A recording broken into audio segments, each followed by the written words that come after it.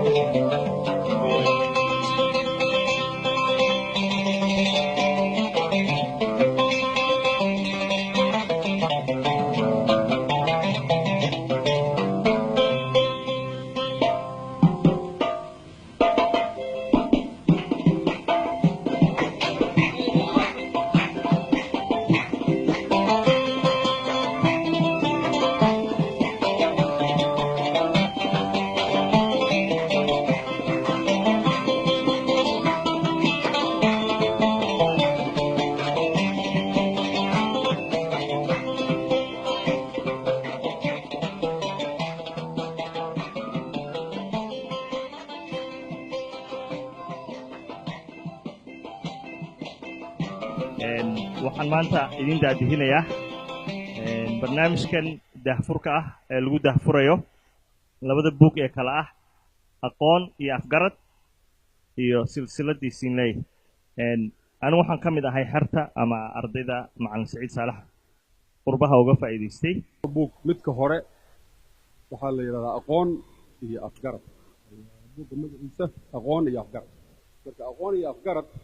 wuxuu ahaa markii hore jumlo kaamil ah oo ah aqooni waa halkeede garadka ka horeeya markii hore magacu saas ah waa la soo gaabiyey aqooni waa halkeede afgaradka ka horeeya taasi waxay tusmo fiican u tahay wixii waagaa jiray oo 71dii iyo 72dii doodihii aqoon-yahanada iyo dawladda ka dhex socday waagaas oo waxay idin tusaysaa hadda weli aan dhammaan oo meeshoodii maray oo doodii weli sidii ay u socoto oo dadkii aqoonba ha yeesheen ma is afgaranayaan weeyaa ujeedadu aqoon ha yeesheen ma is afgaranayaan iyaga laftooda iska dhaaf inay ummadda wax u taraan taana waxaa ka mid ah waagaas haddana waa sidii ama waaba ka sii dartay dad talyaaniga wax ku soo bartay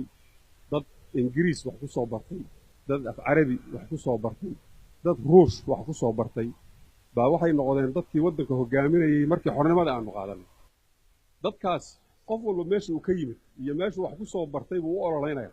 ayadiibuu buunbuuninayaa ayadii baa wax la ah dadnimadiisii iyo soomaalidii iyo shaqadii loo diray waa iska ilaaway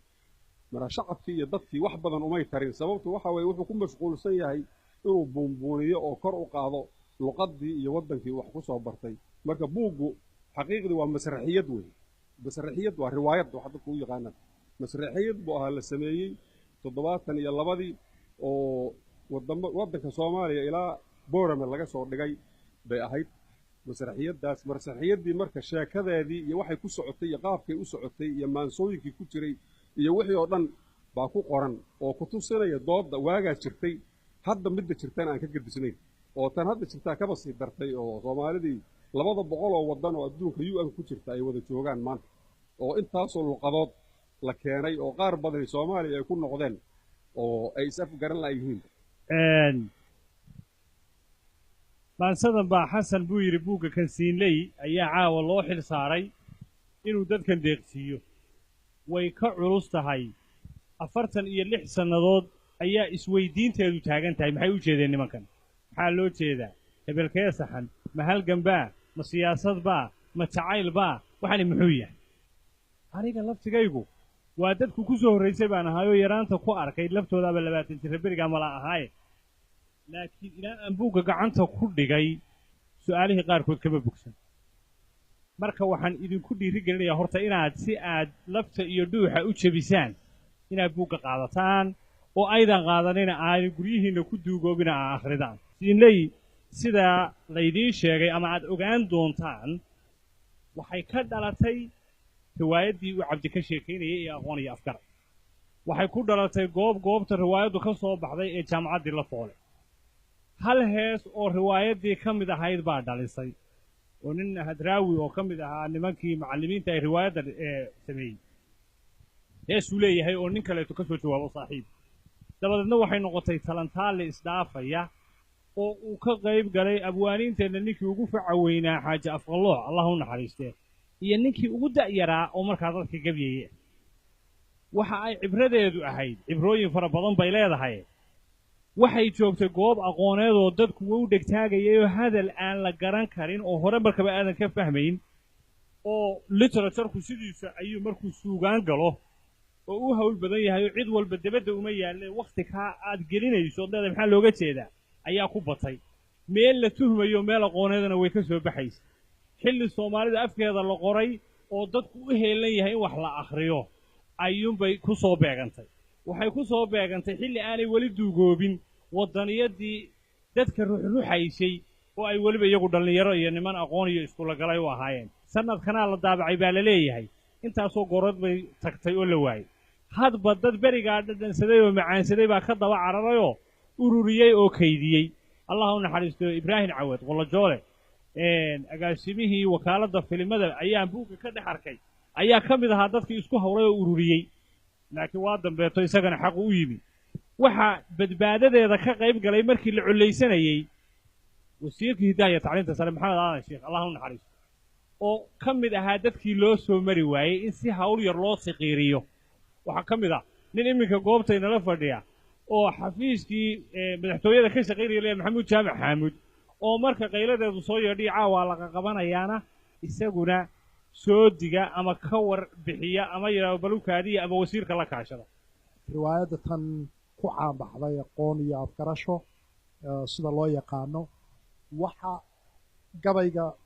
iyo gabayada ka dhashay ee la yidhaahdo maxay ahayd siinleydii waxa ay beddeleen sidii ay soomaalidu ay u gabi jirtay waxaana iyaga laftirkooda taa laftirkeedana u sabab ahaa inay qaateen qolo cusubi ay qaateen oo ay la carareen ushii ama maxay ahayd hogaankii lagu hagi jiray suugaanta lagu hagi jiray markii hore waxa uu ahaa odhaah macnaha sidaynu dadkeenani aynu u gabayno gabayada waa la qaybi jiray koox yaryar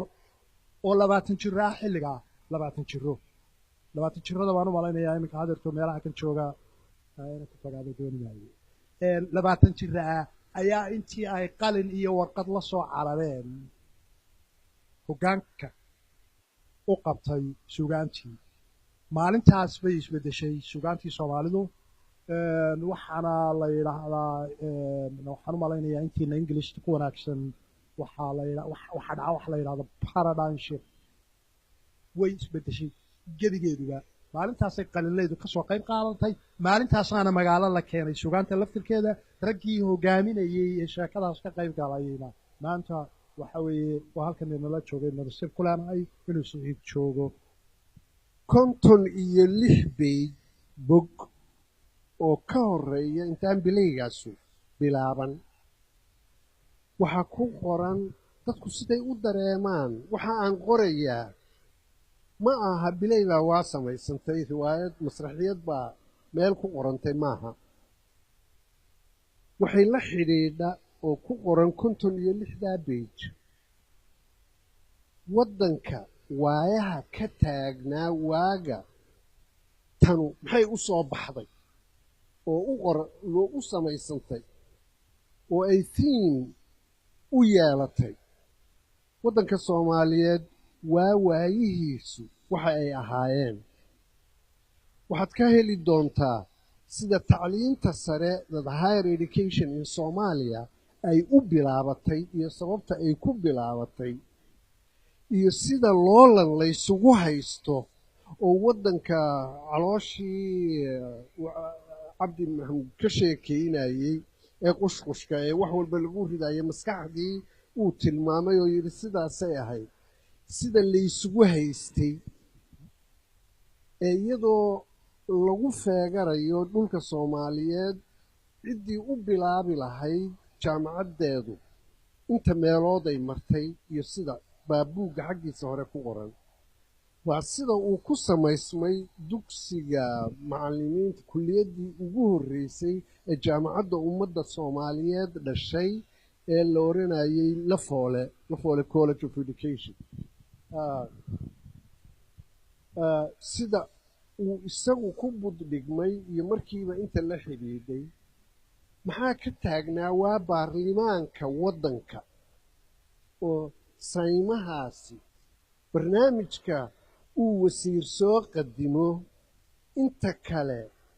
fikirka lagu kala jiidanayo siday u tuuri jireen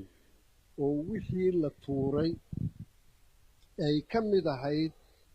inay samaysanto kulliyaddii wax badan loo soo maray in la aqoonsado baarlamaanku diiday in iyada oo lala sugayo establishmentka inay la yagleelo jaamacadda ama kulliyadda marka baarlamaanku diido inta sessionka kale laysugu imanayo fadhiga kale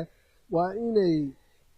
saxeexa digriitada madaxweynaha ku meelgaad ku sii socotaa iyadoo sugayso miiskeeda saaran ayaa madaxweynihii la toogtay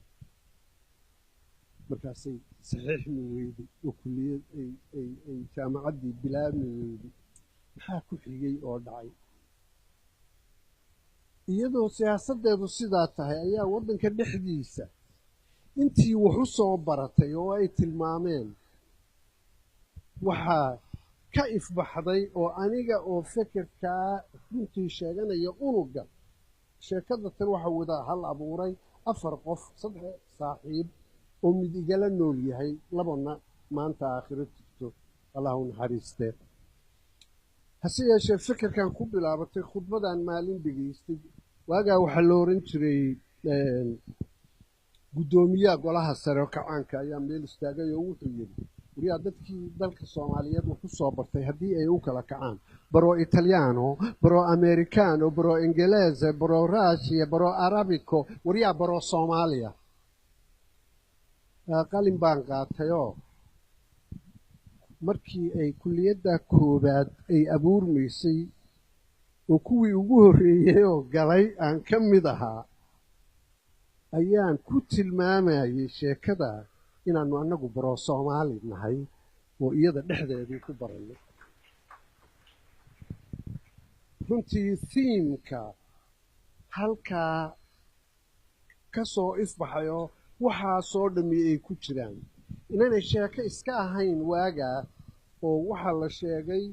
baab cusubay furtay waxay sheekadaasi odorosaysay oad ka akhriyi kartaa waagaa af soomaaligu ma qornayn in af soomaaliga la qoro waxay odorosaysay sida deegaanka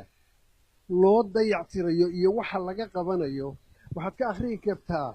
galoolka hadlaya geedka galoolka oo hadlaya oo deegaankiisa u hadlaya waxa haysta iyo isagu qiimaha uu leeyahay waxay waagaa odorosaysay oo sheegaysay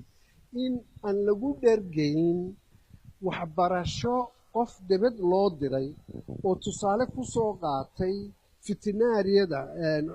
cilmiga xoolaha marinoshipka dhogorta badan leh oo debadda jooga oo intuu waddankii yimi tan madaxa madow oo dhogorta yar oo yaryar si uu u daweeyo iyo dosajkeeda ay qaadan kartaa intay tahay aanan garanayn oo geedka qodaxda leh siduu ugula falaado aan garan oo ay beerta tanu sida la noqotay waxay odorosaysay in markaa lagaga haqabeelo waxbarasho isu dhan oo deegaankaasi uu yaallo oo la keeno waxay odorosaysay faamiliga dhinaciisa walba oo tilmaamaysay wixii sidaa ahaayoo dadka u soo bandhigayey ayaa markaa suugaantu sarbeeb yeelato oo sarbeebtu symbolismka figurative languageka lagu hadlayo ayay tuhunna beertay markaasaa sheekadaasi inta ay badbaadadood oo aad ka akhridaan inta jeeray ma aha buug iska soo baxay markan aan anigu qoray in la oggolaado oo public loo bandhigo 2 bilood ka bacdi markii faafreeb waa censorship lagu hayey 8 la diiday baanu waagii dambe waxaanu codsannay oo waxay isugu yimi different government institutions 8 ah oo faafreebku ku jiro oo warfaafintu ku jirto oo akademiyada dhaqanku ku jirto oo wasaaradda waxbarashada ku jirto oo hidaaya tacliinta sare ku jirto oo nabad sugidda ku jirto si laysla hubiyo inaanay belo sidin sidaasaa lagu fasaxay markii guddi 8 isugu jirtaa eegtay mar allaale markii la fasaxay waa la kala tegey waxaan xusuustaa waxaa condition u ah idaacaddii ugu weyneyd oo waddanku lahaa iidhaba waa advertisement kuu sii dayn mayso haddaadan heesaa siin free ku siin waxaa suugaanaha heesaa myuusiga ku jira markii la siiyey agaasimihii guud oo idaacadda haystay wuxuu ka mamnuucay inay idaacadda u baxdo cajaladahaasna meel baa lagu xidhay weligeedna lagama sii dayn babliguna wuu yaqaanaa waa sheekada ay ku jiraan aad haddii da'diinnii hore oo daramdaramta dhegaysan jirtay waa soo socdaa kowdhe waxna waa sidaa laba allahay oo nin daacada allahay oo nin daaliga axmed gureyma uu dhiman marcad gudcuraan caddaba jirin maxaan ku idhahdaa waa musicalis ah la yaqaano oo dadka soomaaliyeed oo waxaa sarbeebaha ku jira ay tuhunkay abuureen uu keenay in la qariyo marka waa meel hadal lagu duubay baan iska haystay oo qarsaday bal hadda wuxuu inuu waxtar leeyahay 1980kii 8 sano ka bacdi ayaa waxaa la gartay in playga curriculumka syllabuska waddanka lagu dhigo lagu daro oo loo dhigo ardayda tii sidaa ahayd after 8 years waa naloo yeedhay oo waa la isweydiiyey 4 cajaladood oo mulaaxdii taybiskii dhaadheeraaya oo aan meel gashaday oo aan gurigayga u hoyan jirin ayaan soo saaray oo markaasaa la dhegaystooo laga qoray playgii buuggii baa la dhammeeyey waanu ku dadaalay xaggaanu ka soo noqonay dabeedna waxay haddana waa laba sigasho faafreebkii waa ka soo badbaaday lumistaa waa ka soo badbaaday mar saddexaad bay timo markay buug noqotay oo ardaygii dugsiga sare gradeka 4 waa sanadka 12 sanadka ah ayaa syllabus looga dhigay inay literature-keeda lagu dhigo markii la daabacay oo istoodhada ka buuxdo oo ayaa haddana sibiq yari dhacday jabhadaha samaysmay oo waddankiibaa dibadda looga baxay oo gurdan baa yimi oo dalkii maamul dibceedkiisa soo dhacay ama waxaa ayaa afartayadii labo ka mid noqotay oo xadkay ka gudubto way raaceen buuggii miskiinka ahaa oo ardayga loo dhigi lahaa ardaygii iyo isagii baa laysu diido waxaa la yidhi mar haddii maxamed ibraahim warsame hadraawi iyo gaariye ay xagga galeen oo ay tageen buugga ardayga loo geyn maayo dabeedna buuggiiyo istoodhadii ku xidhan baa qabtii dhacdayoo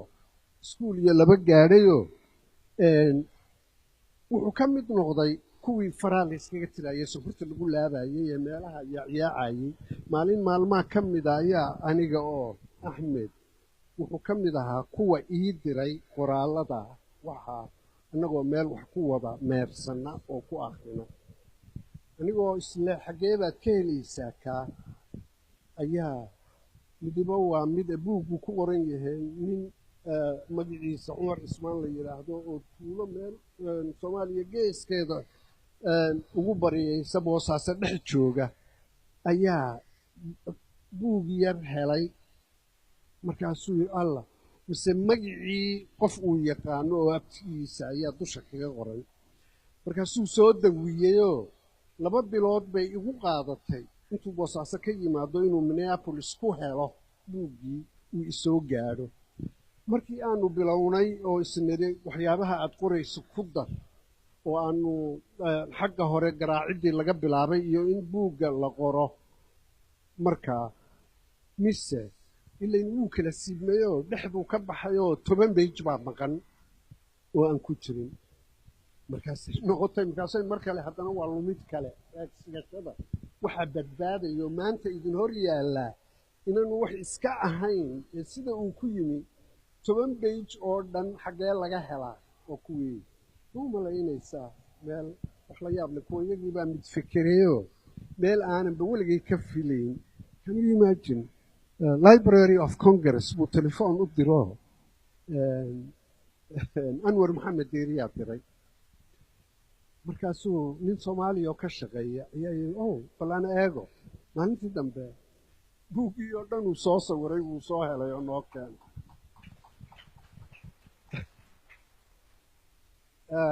kabacdi suuradda sidaas ayuu ku qormay oo uu ku meel yimi oo ku waxaasuuna sidaa waxa kale oo ku sheegan idinka eegi doona waa kan labaad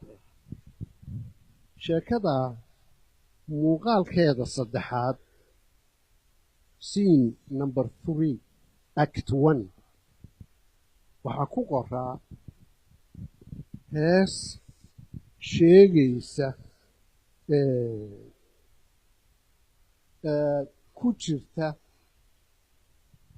ku jirtay sheekada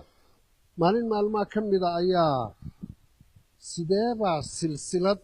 dhallinyaradu ma gartaan marka la yidhaahdo waxbaa silsilada a chain of poems and poetry isku xidhan ay ku taalo ayaa waxu ka dhashay laba nin oo suugaan wadaag lahaa macnigii hal abuuro nimo poets oo wax isu tiriya ayaa waa midkood wuxuu tiriyey maanse la yidhaahdo aakhiroy xaggeeba horta markii hore wuxuu tiriyey hohay lacagay cabdi aadan qays saaxiibkii hadraawi waxoogaa buu salugay oo ninkii odagaha maxaa lacag u geeyey laakiinse waxba wuu ka oran waayey waa sheeko hoosaadyadaanu annagu ognahay isla ognahay maalinta dambe cabdi waxaa ka soo baxday haddana aakhiroy xaggee baad naga xigtaa ayuu yidhi hadraawi waxaa u soo baxday oo lacagtii tii lacag yaan laga heesin baad istiriyo waad ka hadhaye way iska daysay bal haddaba aakhiro u sharax samciyaadka waxaa la yidhaahdo iyo sida uu ugu tilmaamay maansan la yidhaahdo ergo dadku si ay arraxmaan u yaqaaniin arraxmaan siday tiri uu uga bilaabay ayuu tiriyey jawaabtaa meeshii giraantii waa detayd uu ugu dirayey ayaa waxa ku jirtay heestii ama maansadii gabaygii ku qornaa bileyga siinkiisa saddexaad ayaa iska jirto iska raacday ninkii cabdi aadan qays oo jabuuti jooga ayaa waxa u tagtay jawaabtii aakhiroy xaggee baad naga xigtaa maba uu danayn wuxuu arkay mid kale oo leh waan soo socdaa kowdhi waxna waa sidaa laba dheh oo si u hadlaysa qolo kalena waxaan u malaynayaa waxay ku yidhaahdeen sida la sheego tanna aduu ku sheegayaayo cabdow marba meel baad u socotaa oo 2 waddan iyo 3 waddan baad isaga dabqaadaa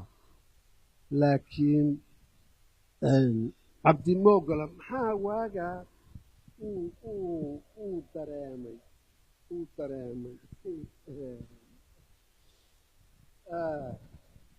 oo uu cabdi wuxuu dhegaystay maanse odhanaysa ku sinaan dharaartii la sargooyey dunidee rabbigeen sameeyee cirka sare u qaadee xidigaha siraatiyo dayax suudimeeriyo lagu sugay cadceedee sagalkiiyo daruurtiyo lagu xidhay sintaace dhulka gogo la seexiyo saba lagu negaadiyo laga dhigay sindadabkee buuraha la saaree dhirta sumayda ciidiyo salka loogu joojee saddex laab bad iyo wedi lagu yidhi sabaye dabadeed la saanyee qofba meel la siiyee saldhiggeedu qaybnaa cidi uma sinaynoo dadka ruux sabooloo saransireer ku raagiyo gurya samanin qof yaalloo sidka dhalay ku haystaa helay seerma weydiyo laba kala sidroonbaa subax noolba joogee salfudaydku xaawuu jannadii ka saaree ruuxaad sugaysoo maqan waa la saadshaa sahan waa la dhowraa ha sahwiin ha salalin sarka dhaban ha noqonin ha saluugin qaybaha qalin baa saxeexee waxaan saatir kuu qorin ha u suul dhammaalayn kala saar run iyo been kala garo sir iyo caad in salaadu weligeed kala tahay sunni iyo faral u ogow sax iyo maan inaad saama jiidiyo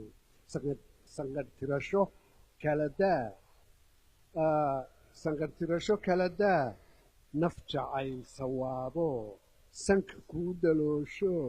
kuu suday hoggaanbaad u sidaa maqaarkeed ha ku daba saqlaysee ha u gaabin seetada sogsogtiyo cadaadiyo ha ku saydhin laamaha waan soo socdaa kowde waxna waa sidaa labade samir yeelo weliga saxarlaay ha fududaan